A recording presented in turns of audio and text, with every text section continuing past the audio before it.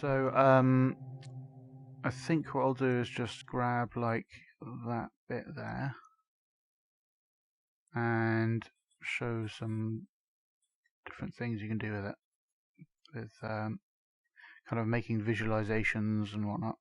So, let's make an actual chip like that. Oh.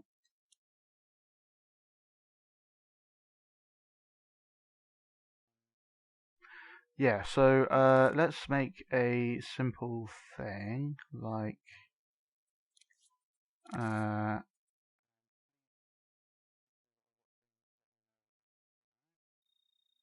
okay, so let's just make a keyframe, make that glow like that. And the simplest way of making a visualizer for stuff is to use the envelope. The envelope is I believe, just a musical term for the volume of a track as it's playing. So we're going to use, for that we're going to use a speaker. We're going to put it not on 3D panning. Because a speaker kind of grabs all of the music that's within that chip. So all of this audio is going through this speaker, and then you have this envelope coming out. Now I'll grab a signal manipulator, put it through there, just so we can like visualize what we're getting. So if I play time,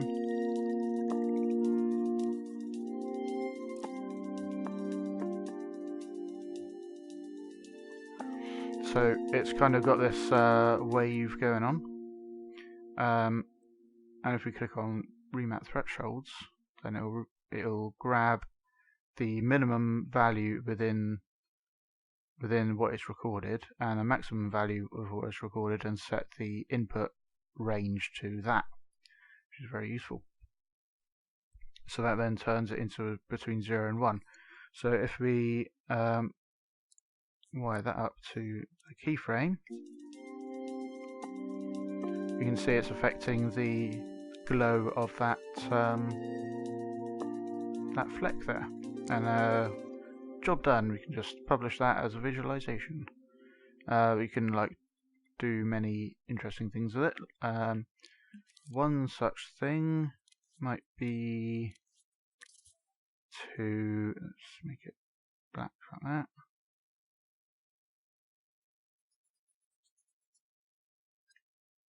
Sound like a train.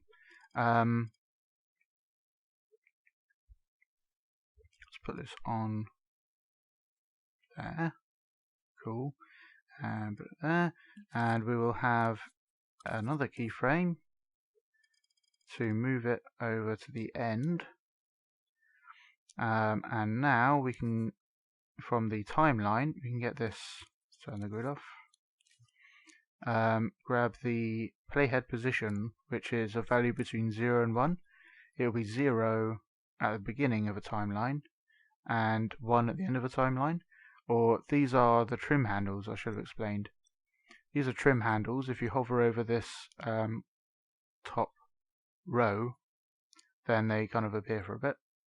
And it'll use this as if it were the start of the timeline, for all reasons, I believe. For any reason it would use that the progress of the timeline, and then it will use this as the end. So it'll loop through here, or it will stop at this end, or it will start from here, and so on. So it can be really useful when making music, because you can just loop a section until you get it just right.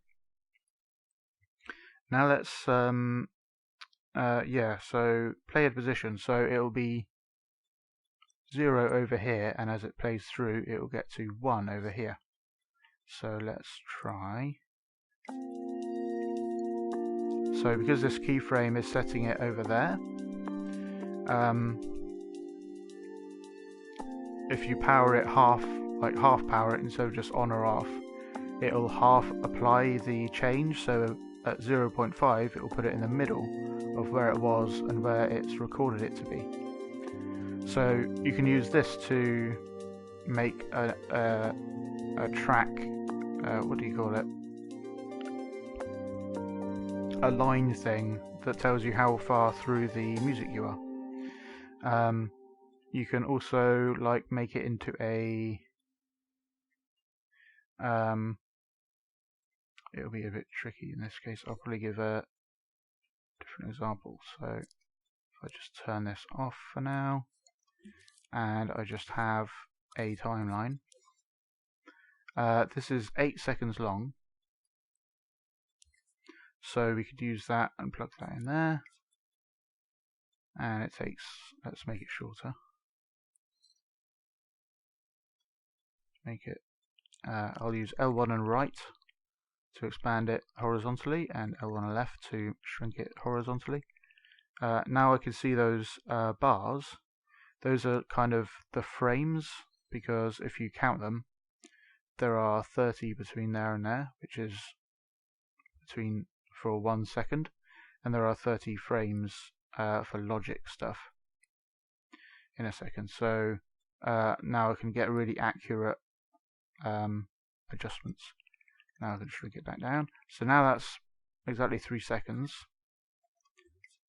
And you can see if I just like scrub that, you can see that it's affecting the keyframe the same way. And then it's the end. Now we could display a time. So let's get a number displayer and set it to time mode. And grab that over here. Yeah, so we know what the maximum length is. We don't really need it like that. Use L1 and square on this slider to directly input a number, and we'll use this one as like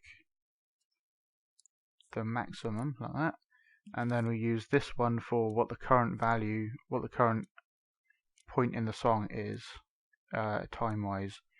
So we can use this, and we'll grab that which is between 0 and 1, and grab that which is the total time it takes to play through the timeline, and multiply them together. So when it's at 0, it will say 0, when it's at 1, it will say 3. So then we'll put that into this other one like that. So it's there, that's there, and you can see like that. It doesn't do anything, but if I go like that, we have the full seconds. And you could like display this underneath here, something like that, to display the time as it goes through. Okay, I'll grab that again,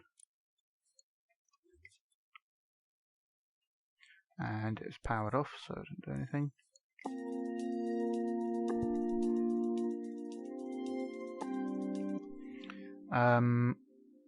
Cool.